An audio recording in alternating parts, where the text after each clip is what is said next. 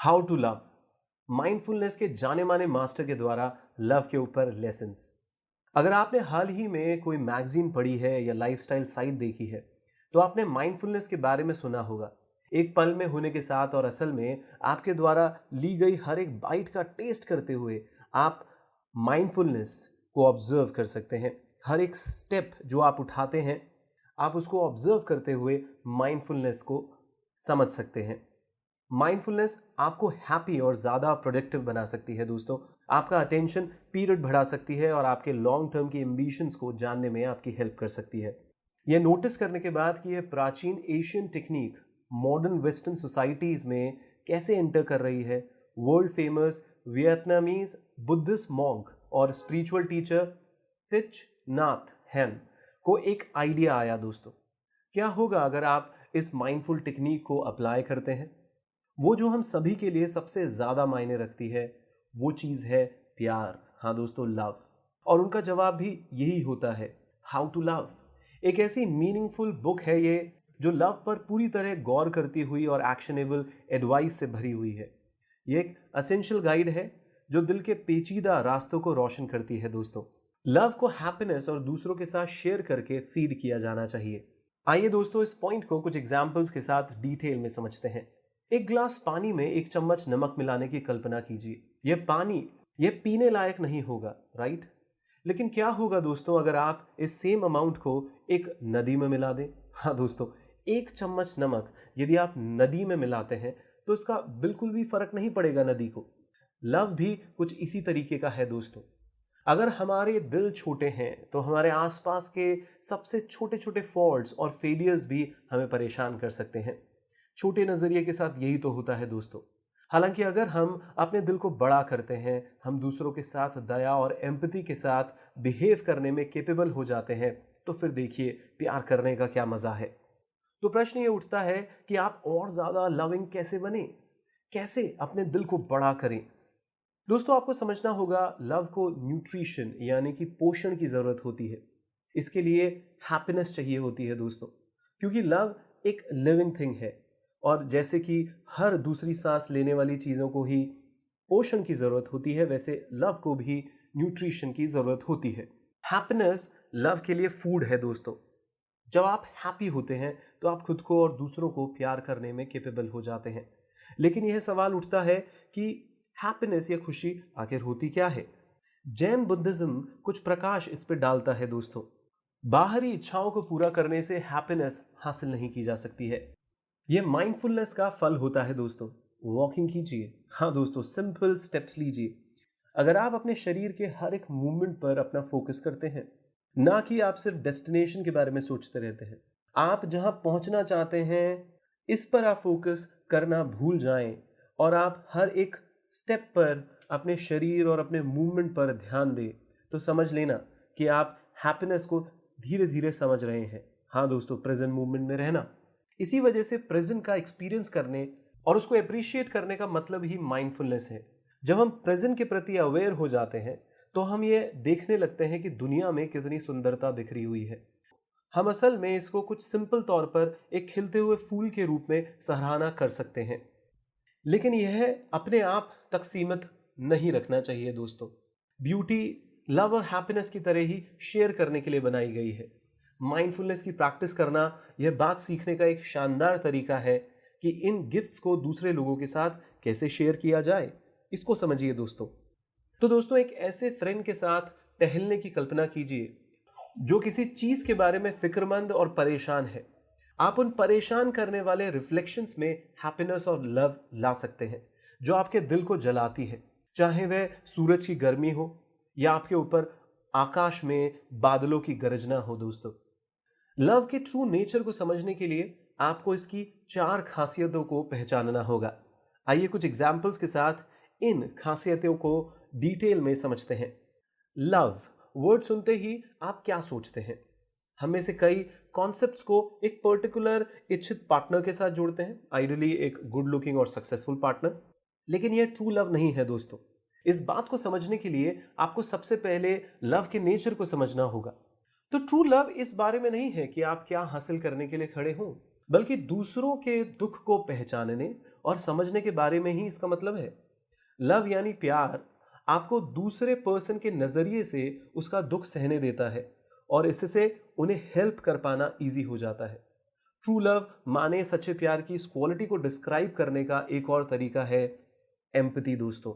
हाँ, जब आप इसे पा लेते हैं तो सच्चे प्यार को पहचानना मुश्किल नहीं है। इससे ब्यूटी की दुनिया का पता चलता है और यह फ्रेश और सॉलिड दोनों फील करता है। यह आपको फ्रीडम, शांति और जॉय यानी कि आनंद की भावना देता है। अगर आपको लगता है कि आप प्यार में हो सकते हैं तो अपने आप से पूछे दोस्तों कि क्या आप ट्रू जॉय की भावना से भरे हुए हैं। अगर आप ऐसा नहीं करते हैं तो चांसेस है कि यह ट्रू लव नहीं है। जॉय फेथ से कंप्लीट होता है। एशिया के कई हिस्सों में एक रिवाज है, हस्बैंड या वाइफ को एक दूसरे को रिस्पेक्टेड गेस्ट के रूप में ट्रीट करना चाहिए। यह एक रिलेशनशिप को बनाए रखने का एक इंपॉर्टेंट पार्ट है और यहां तक कि लॉन्ग टर्म पार्टनरशिप के साथ भी सेम रिस्पेक्ट के साथ बिहेव किया जाना चाहिए। ट्रू लव की आखिरी स्पेशलिटी है कि इसकी बढ़ते रहने की एबिलिटी।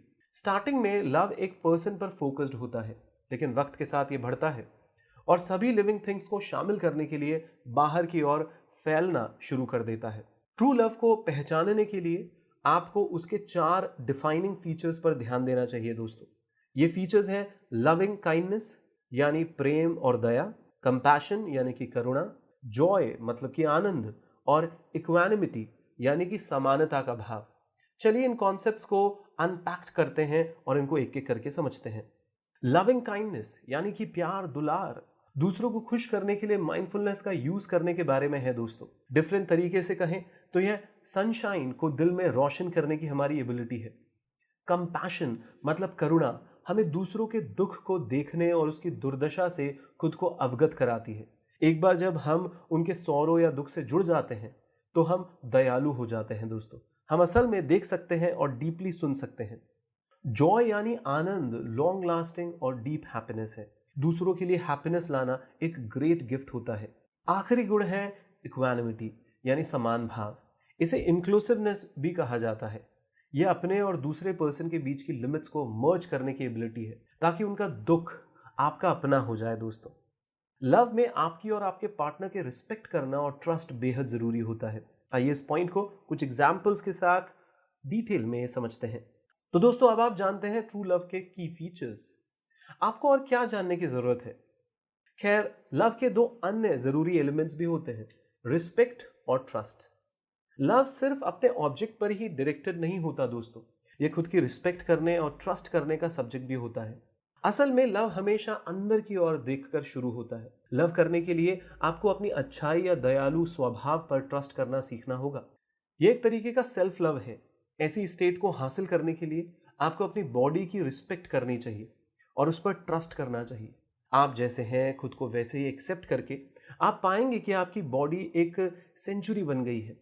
हाँ दोस्तों, जिसमें आप हार्ड टाइम में रेस्ट और पनाह की तलाश कर सकते हैं। फूलों में ढके एक लॉन के बारे में सोचिए। कोई भी 2 फूल एक जैसे नहीं होते। हम भी ऐसे ही हैं।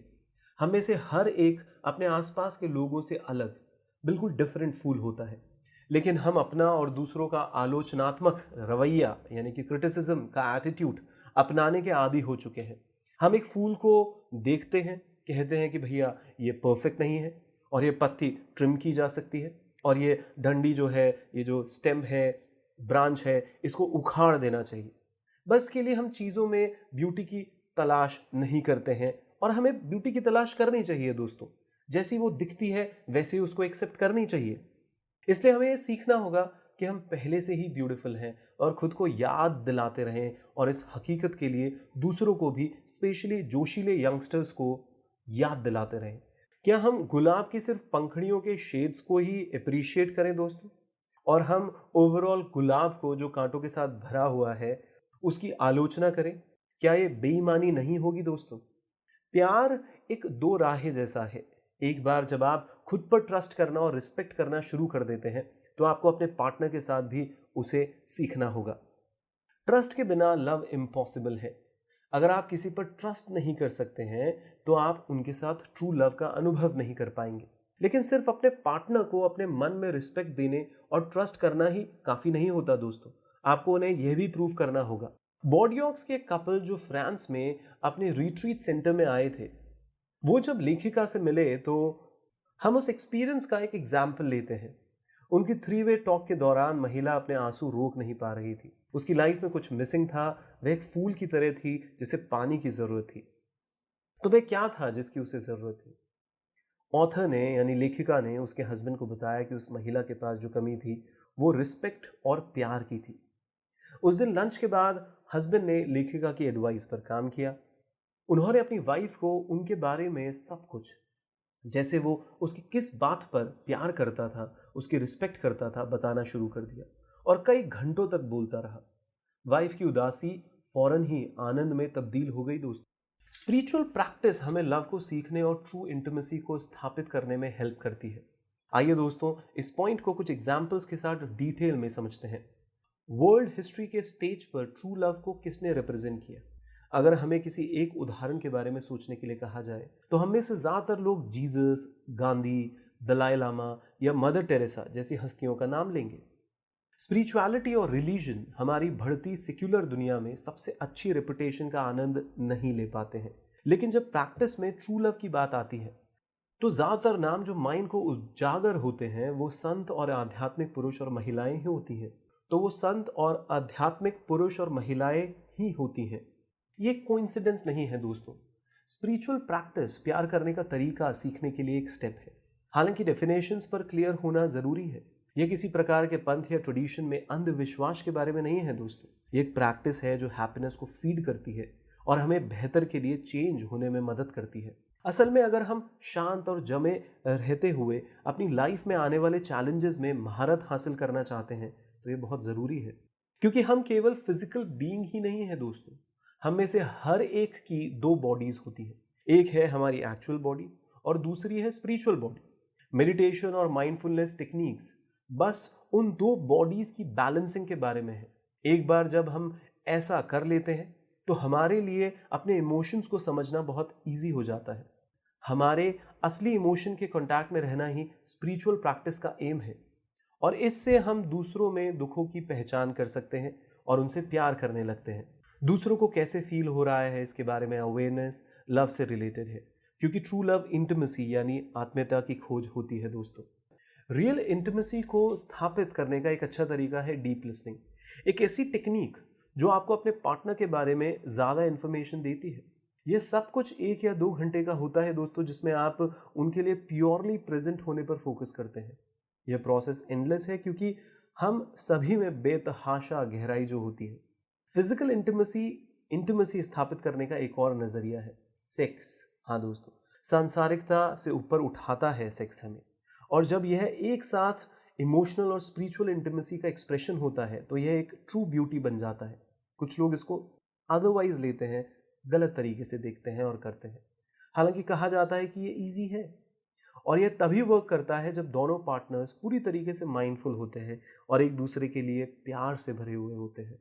पार्टनर्स को एक जैसी डिज़ायर्स को शेयर करना चाहिए और एक दूसरे से मोहब्बत से पेश आना चाहिए। आइए इस पॉइंट को डिटेल में कुछ एग्जाम्पल्स के साथ समझते हैं। लविंग रिलेशनशिप बनाए रखना हार्ड है दोस्तों।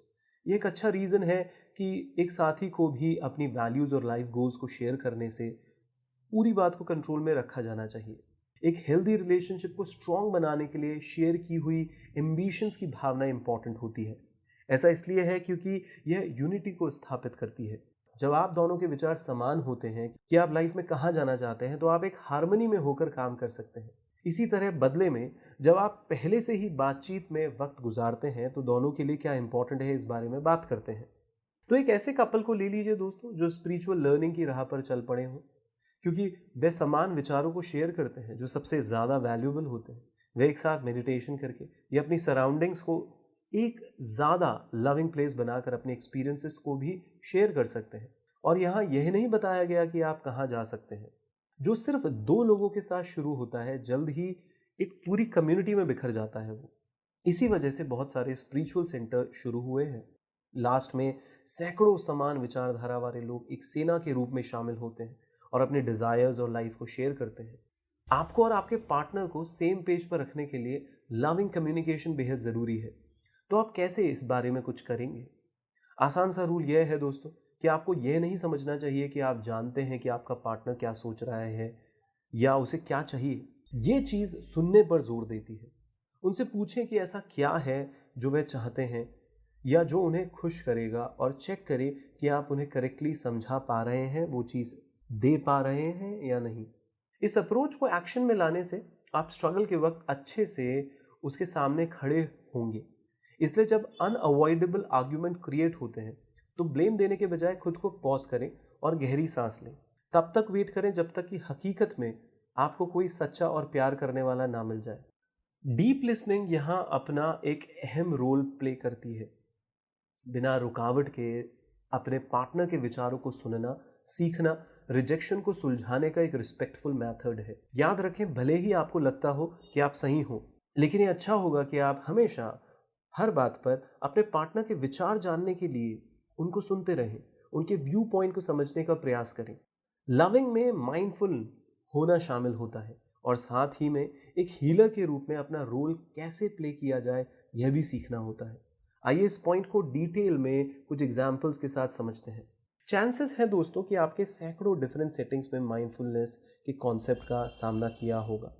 यह आइडिया पश्चिम यानी कि वेस्ट में ज़्यादा इफेक्टिव हो गया है और हमें रेगुलरली ये सलाह दी जाती है कि कैसे मन लगाकर चलना चाहिए, खाना चाहिए, एक्सरसाइज करनी चाहिए। तो क्यों ना माइंडफुली लव किया जाए दोस्तों। लेकिन असल में यहाँ एक ही बात को डबल बार कहा गया है कि ट्रू लव माइंडफुलनेस है। लव शब्द से ही शुरू करते हैं। यह एक ब्यूटीफुल वर्ड है। इसका मतलब है कि हमें केयरफुल रहना चाहिए कि हम इसकी पावर को बर्बाद ना करें। जैसे कि ऐसा कुछ कहकर, वी लव चीज़ बर्गर्स हम कहते हैं ना, हम चीज़ बर्गर से भी प्यार करते हैं। केवल उन मामलों में ही इसका यूज़ करना चाहिए जहां हम असल में ट्रू लव के बारे में बात कर रहे हो। तब हमें इसके मीनिंग के बारे में ज़्यादा अच्छी तरीके से समझ आ पाएगा।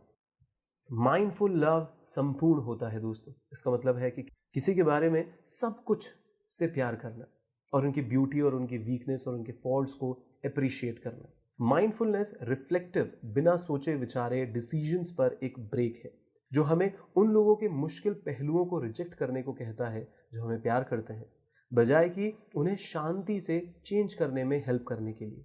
खुद ब खुद डिसीजंस को हटाने से माइंड लवर को हीलर बनने की परमिशन देता है। इसके सेंस को समझने के लिए हम पूर्व यानी ईस्ट की तरफ मुड़ सकते हैं। संस्कृत साउथ एशिया में वाइडली यूज की जाने वाली एक प्राचीन फिलोसॉफिकल लैंग्वेज है जिसमें कंपैशन का मतलब है करुणा। इसका शाब्दिक अर्थ किसी और के साथ दुखी होने की एबिलिटी है, लेकिन इसका एक डीप मीनिंग भी है दोस्तों। करुणा सिर्फ एम्पैथी के बारे में नहीं है, यह किसी दूसरे पर्सन द्वारा एक्सपीरियंस किए गए दुख को कम करने और फाइनली उसे ठीक करने की कोशिश में एक्टिव रोल प्ले करने के बारे में भी है। सिर्फ उसके जूतों में पैर डालकर उसके दर्द को महसूस करने से क्या होगा, उस दर्द का निवारण भी तो जरूरी है ना दोस्तों। एक डॉक्टर के बारे में सोचिए। ये बहुत अच्छा होता है अगर वह दयालु हो और अपेंडिसाइटिस के कारण आपको होने वाले दर्द को शेयर कर सकती हो। यह अच्छा होगा कि वह दयालु डॉक्टर हो, आपको जो अपेंडिसाइटिस के कारण दर्द हो रहा हो उसको वो समझे। लेकिन आप ये भी तो चाहते हैं कि वह इस दर्द का निवारण करे, यानी इसका कोई सॉल्यूशन निकाले, राइट। कि आखिरकार डॉक्टर इसीलिए तो है कि वो आपके अपेंडिसाइटिस को हटा दे और आपके दर्द के मूल कारणों को हील करे और उसको जड़ से खत्म कर दे। तो लव इस मामले में मेडिसिन की तरह है दोस्तों। यह एक आर्ट है जो आपको अपने पार्टनर के खुद को समझने और उन्हें हील करने में हेल्प करती है। लेकिन जैसा कि हमने देखा, प्यार एक टू साइडेड कॉइन है। आपको और आपके पार्टनर दोनों को ही हीलर होना चाहिए। जब आप दुखी हो तब आप उससे हेल्प मांगने में केपेबल होने चाहिए। यह मुश्किल हो सकता है क्योंकि इसे एक्सेप्ट करने के लिए साहस चाहिए कि आपको हेल्प की ज़रूरत है, खासकर तब जब आपका पार्टनर ही आपके दर्द का कारण हो। हालांकि हेल्प के लिए एक दूसरे से अपील करना म्यूचुअल हीलिंग हासिल करने का एकमात्र तरीका है। अपने रिलेशनशिप के बारे में अपने नज़रिए पर सवाल उठाएं और इन मेन डिटेल्स पर भरोसा करें। आइए इस पॉइंट को कुछ एग्जाम्पल्स के साथ डिटेल में समझते हैं दोस्तों। क्या यह अच्छा नहीं होगा अगर आपके कंधे पर कोई चतुर्वाणी हो जो हर ओकेजन पर सही वर्ड्स को सीधे आपके कानों में फूंक सके? जैसे कि कभी भी किसी ने गलती से गलत वर्ड्स को चुनकर फाइट या वॉर को बढ़ाया हो, तो ऐसे खास तौर पे हो सकता है कि भाई कोई कान में आके फुसफुसा दे और आपको बोले कि आप गलत बोल रहे हैं। क्या आप इस तरीके से अपने मामलों को सुलझा सकते हैं दोस्त? लकीली हार्ड मूवमेंट्स में आपकी हेल्प करने के लिए आपकी मेमोरी में 3 सेंटेंसेस हो सकते हैं दोस्तों। पहला, अपने पार्टनर को बताएं कि आप नाराज़ हैं और यह आपको दुख पहुंचा रहा है। अगर आपको उन्हें सीधे बताने में मुश्किल होती है तो आप हमेशा उन्हें एक लेटर लिख सकते हैं। दूसरा, उन्हें बताएं कि आप रिलेशनशिप के लिए कमिटमेंट है और प्यार करने की पूरी कोशिश कर रहे हैं। ऑफ कोर्स अगर ये सच नहीं है तो आपको यह नहीं करना चाहिए। एक सांस लें, लंबी गहरी, और अपने आप से पूछें कि क्या आप हकीकत में रिलेशनशिप के बारे में सच्चे हैं। गुस्से में कुछ भी कहने से बचने की कोशिश कीजिए दोस्तों। तीसरी चीज, अपने पार्टनर से सिचुएशन को सुलझाने में हेल्प करने के लिए कहें। इस तरह से वापस आने के लिए प्लान का होना आपके रिलेशनशिप्स को मैनेज करने के लिए एक वैल्यूएबल टूल हो सकता है, लेकिन ये अपने आप में काफी नहीं है। ट्रू लव एक ओपन माइंड का फल है। आपको रिलेशनशिप के बारे में अपने अजम्पशंस पर सवाल उठाने के लिए तैयार रहना चाहिए। सनसेट के बारे में सोचिए दोस्त। इसके लास्ट मोमेंट्स में हमें विश्वास होना चाहिए कि सूरज अभी भी आकाश में है। हालांकि एक साइंटिस्ट से पूछें तो वह आपको बताएंगे कि जो हम असल में देख रहे हैं वह एक इमेज है, जहां पर लाइट की स्पीड के कारण सूरज पृथ्वी से 8 मिनट जितना दूर है। हमारा नजरिया और उनके आधार पर हम जो अज्यूम करते हैं वह अक्सर ऐसे ही होते हैं। स्टिक के गलत सिरे को पकड़ना इजी रहता है दोस्तों। यही वजह है कि हम्बल होना और चीज़ों के बारे में हमारे सवाल के तौर पर व्यू देना अच्छा होता है। अक्सर हम उन चीज़ों में सबसे ज़्यादा हर्ट होते हैं जो हमें लगता है कि हमारे पार्टनर जानबूझकर ऐसा कर रहे हैं। लेकिन अगर हम करीब से देखें तो हम जल्दी रियलाइज कर जाएंगे कि हमें हर्ट करने के बजाय अपने दुख दर्द से वो खुद ही गुजर रहा है यार। तभी तो वो ऐसा है। समझने का प्रयास करें। तो दोस्तों, अंत में याद रखने लायक योग्य बातें ये हैं कि लव एक लिविंग थिंग है, और जैसे कि हर दूसरी सांस लेने वाले चीज को न्यूट्रिशन की जरूरत पड़ती है, पोषण की जरूरत होती है, हैप्पीनेस भी लव के लिए एक फूड है। जब आप हैप्पी होते हैं तो आप खुद को और दूसरों को प्यार करने में कैपेबल हो जाते हैं। दूसरा पॉइंट, ट्रू लव को पहचानने के लिए आपको उसके 4 डिफाइनिंग फीचर्स पर ध्यान देना चाहिए। ये होते हैं लविंग काइंडनेस यानी प्रेम दया, कंपैशन यानी कि करुणा, जॉय मतलब आनंद, और इक्वानिमिटी माने समानता का भाव। हम अक्सर उन चीज़ों से सबसे ज़्यादा हर्ट होते हैं जो हमें लगता है कि हमारे पार्टनर जानबूझकर ऐसा कर रहे हैं। लेकिन अगर हम करीब से देखें तो हम जल्द ही रियलाइज करते हैं कि हमें हर्ट करने के बजाय अपने दुख दर्द से वो गुजर रहे होते हैं। तो दोस्तों, अंत में मैं यही कहूँगा कि प्यार, सेक्स, रोमांस या सही पार्टनर को खोजने के बारे में नहीं होता है। सच्चा प्यार एक पल पल में होना और दूसरे की पीड़ा को सुनना और उसको एक्सपीरियंस करना सीखना होता है। जब हम माइंडफुल बन जाते हैं तो हम गहरी करुणा और एम्पैथी के लायक हो जाते हैं, और यह रिस्पेक्ट और रियल क्लोजनेस पर आधारित एक लविंग लाइफ जीने का बेस